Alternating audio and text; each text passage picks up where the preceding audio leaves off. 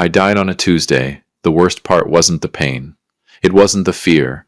It was finding out, while my heart was literally stopping, that I was the only one who didn't know my marriage was already dead. Welcome back to Dad's True Revenge. Grab your snacks, get comfortable, and remember, the people in these stories had every chance to behave themselves. They just chose wrong. Drop a comment and be sure to subscribe. You're going to love it here. Let me take you back to the beginning. I'm Jasper Bryce. I am 44 years old, Regional Sales Director at Bryce & Briggs Consulting. I drove a charcoal gray Audi and grilled the best ribs in our neighborhood. And I say that without a single drop of humility. I was by every measurable standard a good man, living a good life.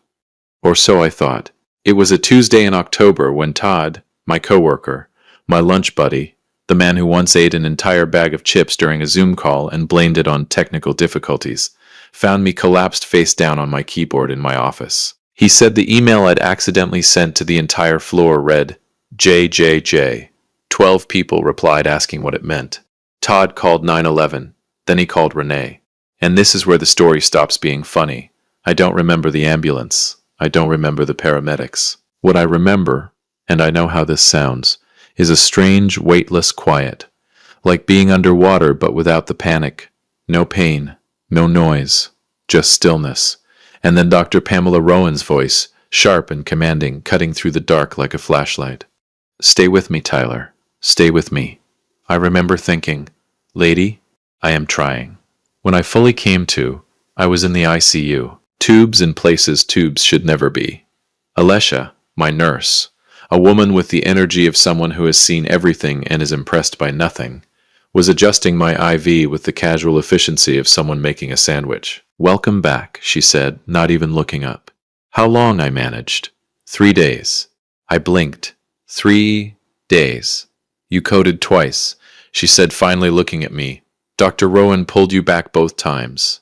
You're a lucky man, Mr. Bryce. I looked around the room. Flowers on the windowsill. From the office, the card said, a get well balloon from Todd, which, God bless him, had a picture of a grilling spatula on it because he knew me. A half-eaten box of chocolates on the side table, and an empty chair where my wife should have been. As my wife, I started, Alessia's face did something small and careful, the kind of micro-expression trained professionals use when they don't want to say what they're about to say. She's been informed, Alessia said. She called this morning to check in. Called, not visited. Called. She called, I repeated. Yes, I coded twice and she called. Alessia straightened the already straight blanket on my bed. I'll let Dr. Rowan know you're awake. That was the first crack. Small, almost invisible. Like a hairline fracture in a wall you've lived in for 11 years and never once questioned. Dr. Rowan came in 30 minutes later with the kind of calm authority that made you want to do whatever she said immediately. She explained what had happened. A major cardiac event. A blockage. Emergency intervention. She said I'd need at least 2 weeks of rest, monitoring, and absolutely zero stress. I almost laughed. Your wife, she said carefully, setting down her clipboard, mentioned there's a trip planned to Hawaii, Maui. I said, 5 days. We planned it 3 months ago. Tyler, I need you to understand the severity of what your body just went through. You cannot be alone. You need someone with you. I'll call her, I said. She'll come. The look Dr. Rowan gave me was not a look I understood in that moment. It was only later, much later, that I would replay it and realize what it actually was. It was pity. Todd came to see me that evening. He walked in holding a paper bag from the deli down the street from our office, looked at the hospital food on my tray and said, without missing a beat, I'm saving your life a second time. I actually laughed. First time since waking up. He pulled up a chair and sat down, and for a while we just talked about nothing. Sports. Office gossip. The chips on Zoom incident, which I brought up purely for the joy of watching him deny it again. And then, like turning off a light switch, his face changed. Has Renee been in? He asked. She's coming, I said. She just needs to sort some things out. Todd nodded. Slowly. The way people nod when they don't believe you but love you too much to say so. Todd. Yeah? What aren't you telling me? He leaned forward, elbows on his knees, and stared at the floor for a long moment. Nothing, man. I want you to focus on getting better, that's all. I studied his face. Todd Briggs is a terrible liar. Always has been. The man once tried to surprise me for my birthday and accidentally told me about the party 3 days early because, and I quote, the secret was too heavy. He was carrying something heavy right now, but I let it go. I was tired. I was weak. And honestly, part of me didn't want to know. Renee called that night. Her voice was warm, concerned. All the right textures of a worried wife. Baby, I've been so scared, she said. How are you feeling? Is the doctor taking care of you? I coded twice, Renee. A pause. I know. It's been so hard not being there, you have no idea. Then come. Silence. Tyler, the trip is in 5 days. We've already paid. The flights are non-refundable. Renee. I said her name the way you say it when you need someone to understand that what you're about to say is not a request. I almost died. I know that. Her voice shifted. Something underneath the warmth. Something harder. And you're stable now. You're okay. You have doctors, you have nurses. I want my wife. And I will be there the second we get back, I promise. It's only 5 days, Tyler. You're going to be fine. I stared at the ceiling. The fluorescent light above me hummed. Who are you going with? I asked. Another pause, shorter this time. Expertly managed. Carol and the girls, she said. You know this. I did know this. Carol and the girls. The usual answer for the last 2 years whenever I asked about girls' trips, late nights, and unexplained absences. Carol and the girls was the most reliable alibi in our marriage. Okay, I said. Okay. She sounded surprised, maybe relieved. Yeah, I said quietly. Have a good trip. I hung up, and I lay there in that hospital bed, in the hum and beep of machines that had literally kept me alive, and I felt something shift inside me. Not anger. Not yet. Something quieter than anger. Something that settled at the bottom of my chest like sediment. It was clarity. They flew out Thursday morning. I know this because Todd told me, without meaning to, when he came to visit and mentioned the airport traffic had been insane that morning. I know it because Alessia, professional, unflappable Alessia, came in to check my vitals and asked if I had family coming this weekend. And I know it because I called the house 3 times Thursday afternoon and nobody answered. I lay in that bed for 5 days. Alone. Getting stronger in body while something else, something I hadn't named yet, was quietly rearranging itself in my mind. The doctors said I came back from the dead. What they didn't know, what I didn't fully know yet, was that the man who came back was not entirely the same man who went under. I was softer on the outside now, quieter. I smiled more actually, asked people how their days were, and meant it. But underneath all of that, in the place where the clarity had settled, I was watching. They came home on a Sunday, and when they walked through that front door, tanned and laughing, rolling suitcases behind them, the man sitting at the kitchen table smiled and said, "Welcome home." Neither of them noticed, not yet, that the smile didn't reach his eyes. If you've made it this far, do us one quick favor. Subscribe. A lot of people watch without ever doing it, but it costs you nothing and means everything to us. Thank you genuinely. There's a particular kind of power in being underestimated by the person who knows you best. She thought she knew exactly who walked back through that door. She was 11 years wrong. Let me tell you something about surviving a near-death experience that nobody puts on the motivational posters. It doesn't make you fearless. It doesn't flood you with gratitude and light and a sudden desire to run marathons. What it actually does, at least what it did to me, is make you precise. Suddenly you have 0 tolerance for noise, 0 patience for performance. You start seeing people not as who they present themselves to be, but as the sum of their choices. And choices, unlike words, don't lie. Renee had been speaking for a long time. I just hadn't been listening. The first morning after they came back, I woke up before she did. I made coffee, set 2 mugs on the counter, stood by the kitchen window and watched the neighbor's dog chase a squirrel it would never catch. And I thought, I understand you completely, buddy. Renee came downstairs in her silk robe, hair wrapped, smelling like the coconut sunscreen that still clung to her skin from 5 days of Maui beaches. She stopped when she saw me standing there. "You're up early," she said. "Couldn't sleep," I said. "Coffee's ready." She poured herself a mug and leaned against the counter. "How are you feeling?" She talked for 20 minutes about sunsets and snorkeling and a restaurant on the water where the shrimp tacos were, apparently life-changing. She talked with her hands the way she always did when she was animated, and I stood there, mug in hand, nodding in all the right places, watching. Because here is what I noticed. In 20 minutes of talking about a 5-day vacation, she mentioned Carol exactly once, in passing. Like a footnote, Carol, who was supposedly the reason the trip couldn't be cancelled. Carol, who I'd never actually spoken to on the phone in 2 years despite Renee apparently spending every other weekend with her. Did Carol enjoy the shrimp tacos? I asked. A half-second pause. Microscopic. She loved them. Good, I said. I'd love to hear about it sometime. Maybe we could all have dinner. You, me, Carol, her husband. What's his name again? Renee looked at me over the rim of her mug. Jeff. Jeff, I repeated, smiling. Right. Let's do that sometime. She smiled back. Neither of us meant it. I went back to the office 2 weeks later, against Dr. Rowan's mild protests and Todd's dramatic ones. Todd met me at the elevator with the energy of a man who had prepared a speech. Before you say anything, he started. Good morning, Todd. I just want to say that I support you, whatever you're going through, and I'm here. And also, you look terrible. Thank you, I said. I missed you too. We walked to our offices, and he stopped at my door, leaning against the frame. His voice dropped. Tyler, man, are we going to talk about it? I sat down at my desk, same desk where my heart had stopped. Someone had cleaned the keyboard. I noticed the keys were slightly shinier than before. Todd, probably. Talk about what? I said. You know what? I looked at him. Todd Briggs, who had eaten chips on a Zoom call and blamed technical difficulties. Todd Briggs, whose face could not hold a secret for longer than 72 hours.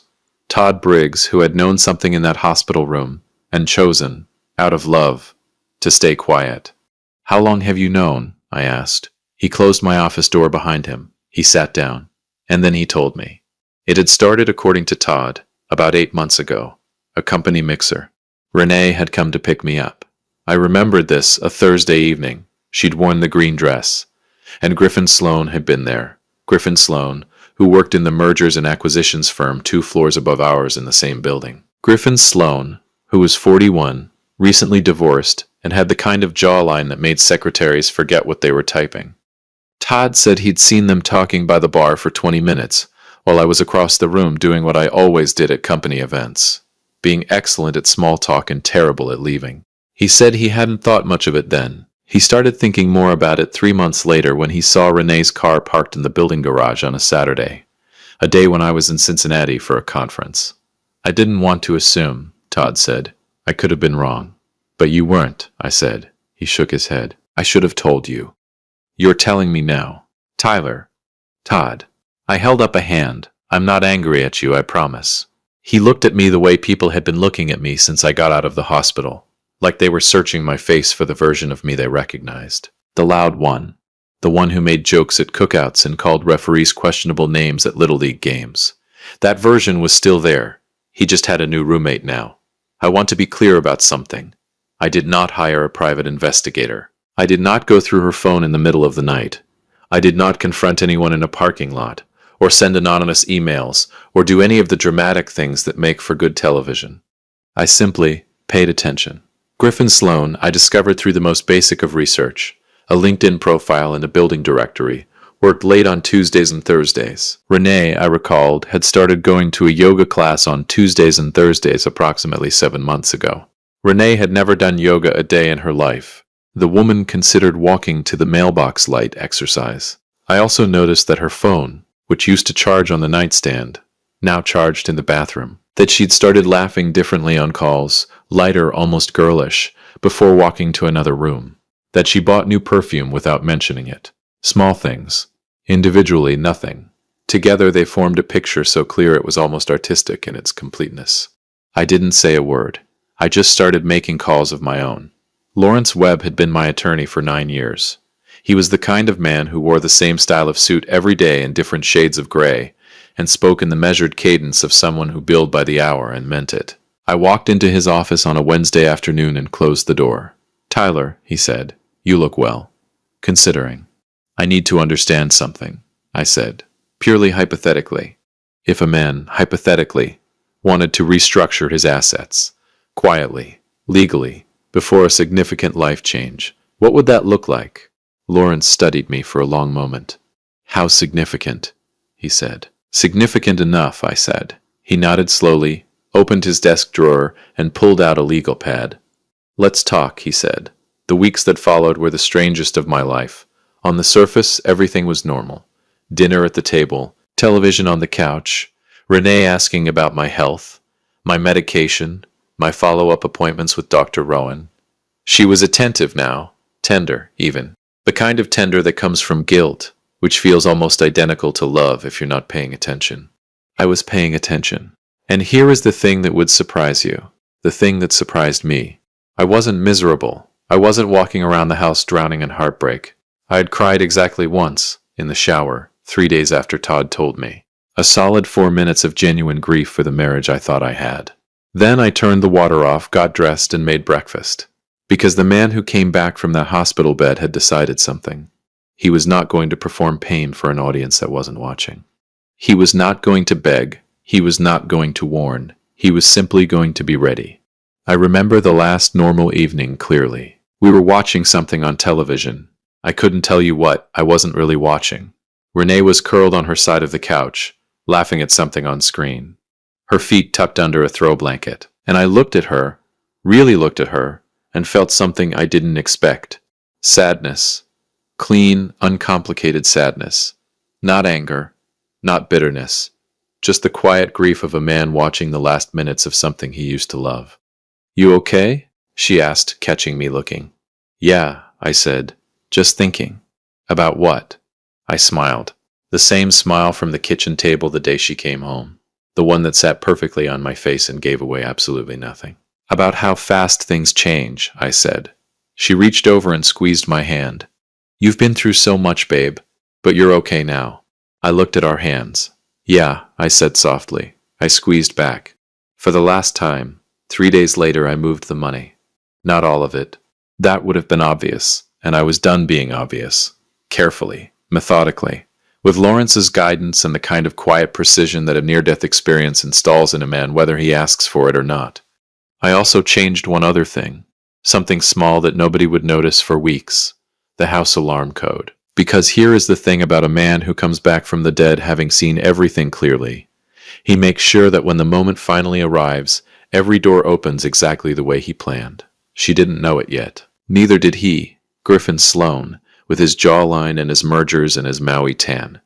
But the table was set, and Jasper Bryce was already seated, waiting, completely calm, the way only a man with nothing left to lose and everything left to prove can be. If you've been listening for a while and want stories like this to keep coming, it really helps if you hit that like button and subscribe. 97% of people never do, but it's what keeps this whole thing running. So, thank you for real. Let me tell you about the morning it all came apart. It was a Saturday. Early November, the kind of morning where the sky can't decide between gray and blue and eventually settles on both. I was up at 6, showered, dressed, made coffee, scrambled eggs, sat at the kitchen table with the newspaper, an actual physical newspaper because near-death experiences make you nostalgic for things that slow you down. And I waited. Renee came downstairs at 8:15. She was dressed, fully. Hair done, light makeup, the kind of careful presentation that a woman headed to brunch with Carol puts together. She'd told me about it last night, casually, over dinner. Carol. Always Carol. "You're up early," she said, exactly the way she'd said it 3 weeks ago. "Made eggs," I said. "Sit. Eat before you go." She looked surprised. I had been cooking more since coming home from the hospital, another thing she'd attributed to my new lease on life.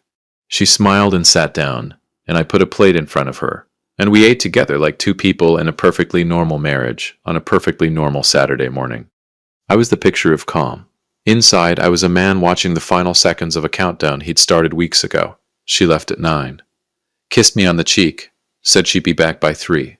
I stood at the window and watched her car back out of the driveway. Then I picked up my phone and called Lawrence Webb. "It's time," I said. "Everything's ready," he said. "Good." I finished my coffee. "Let's begin." Here is what Renee did not know. She did not know that Lawrence Webb in the previous 6 weeks had quietly and legally restructured the majority of our joint assets into a private trust, one that I controlled entirely, with documentation that was airtight, above board, and completely devastating. She did not know that the joint savings account, which had held $240,000 3 months ago, now held exactly enough to cover the next 2 months of household bills, and nothing more. Legally moved, properly documented.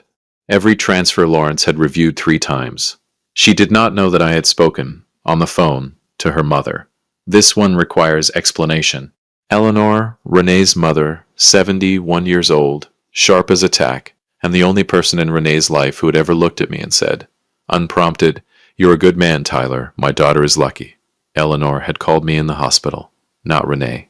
Eleanor. She'd sat on the phone with me for 40 minutes on day 4 of my hospital stay, crying quietly, saying she was sorry, saying she didn't know what was wrong with her daughter, saying things a mother probably shouldn't say but that truth has a way of forcing out of people eventually.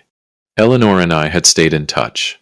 She did not know either that I had filed for divorce 11 days ago. Lawrence had advised discretion on the timing of the papers. We'd agreed, let her come home on a Saturday. Let the weekend arrive. Let everything feel normal. Then deliver. They walked in at 2:47. I know the exact time because I was sitting at the kitchen table. Same chair, same posture, same coffee mug. And I watched the clock the way you watch a storm rolling in from a distance. You can see it coming. You've prepared for it. And still, when it finally arrives, there's something almost breathtaking about the sheer size of it. The front door opened. Renee came in first, laughing at something, turning back toward the door, and Griffin Sloan walked in behind her, rolling a weekend bag. A weekend bag. Not a handbag. Not a jacket draped over an arm. A full, zipped, this is more than brunch weekend bag. They hadn't even looked toward the kitchen yet. Funniest thing, Renee was saying, because the GPS took us completely the wrong. Griffin saw me half a second later. His hand, still on the handle of the weekend bag, went absolutely still. I took a slow sip of my coffee. "Welcome home," I said pleasantly. "Griffin, right? We've never officially met. Jasper Bryce." I nodded toward the chair across from me. "Sit down. Both of you. There are some things we should probably talk about." Renee's face cycled through approximately 7 expressions in 4 seconds. Shock, guilt, calculation. The specific look of a person rapidly assembling a story. Then she landed on something that looked almost like offense, which, and I say this with full appreciation for the audacity it requires, was remarkable. "Tyler, this isn't Renee." I said it quietly, not harshly. The way you say someone's name when you want them to understand that the version of this conversation where they talk their way out is not available. I'm not angry. I genuinely mean that. Sit down. Griffin cleared his throat. "Maybe I should." "You should sit," I said, still pleasant, "because what I'm about to say involves you too, and I'd rather say it once." They sat. I reached into the folder on the table beside my coffee mug and slid 2 sets of papers across. One to Renee. One, which made her breath catch audibly, to Griffin. "Those," I said, "are divorce papers. Already filed." 11 days ago, I watched Renee's eyes move across the first page. Lawrence Webb. You remember Lawrence, Renee. He handled our will. He's been handling this. Everything is documented. Everything is legal. Everything is already done. Renee looked up. Her face had gone the color of dry concrete. "The house," I continued, "is in my name. Always was, actually. You may recall you were between jobs when we bought it and the mortgage was under my credit. Lawrence reminded me of that." I smiled pleasantly. "Helpful man." "Tyler." Her voice came out smaller than she probably intended. "The joint account has enough to cover bills through January. After that, your attorney, and I strongly suggest you get one, will work with Lawrence on the settlement. You'll be taken care of, Renee. I'm not interested in cruelty. That was never who I was." Griffin shifted in his seat. I turned to look at him directly for the first time since they'd walked in. I'll be honest with you. I'd spent 11 weeks building up a very specific image of Griffin Sloan in my head. I turned him into something enormous, a threat, a villain. The jawline, the suits, the mergers and acquisitions, and his perfectly divorced availability. I'd made him into something that required defeating. Sitting across from me in my kitchen, caught pale, hands flat on the table like a man waiting to be sentenced. He just looked like a person who had made a very bad decision and was now fully understanding the dimensions of it. I almost felt sorry for him. Almost. "Griffin," I said. "The building manager at Bryson Briggs is a man named Pete Dawson. Good man. Terrible poker face. In about," I checked my watch, 40 minutes, Pete is going to receive a formally documented complaint, co-signed by Lawrence Webb, regarding the conduct of a senior acquisitions consultant who has been conducting a personal relationship with the spouse of a fellow tenant in a manner that created a conflict of interest in shared client meetings. I tilted my head. You'll want to call your HR department Monday morning. Get ahead of it. The color drained from his face so completely and so rapidly that it was genuinely one of the most satisfying things I have ever witnessed in my 44 years on this earth. I picked up my coffee mug. Any questions? I said. There is a version of this story where Renee cried and I softened. I want to be honest with you. She did cry. Eventually, the tears came after the shock, which came after a version of anger that lasted approximately 3 minutes before she looked at the papers again and thought better of it. She cried, and it was real. I believe that, somewhere underneath everything that had happened, there was a woman who had once loved me genuinely, and that woman was grieving something too. But here is what I've learned about tears that arrive after consequences. They are not the same as remorse. They are the sound of a future that was expected, the house, the security, the man who grilled ribs and coached Little League and asked nothing of the world but to be appreciated, disappearing in real time. She wasn't crying for me. She was crying for the version of me she'd assumed would always be there. You planned all of this, she said, not accusing, almost wondering, while you were just here, normal. I was never quite normal after I came home, I said. You just weren't watching closely enough to notice. She looked at me for a long moment. Who are you? She said quietly. I considered the question seriously, because she deserved a serious answer.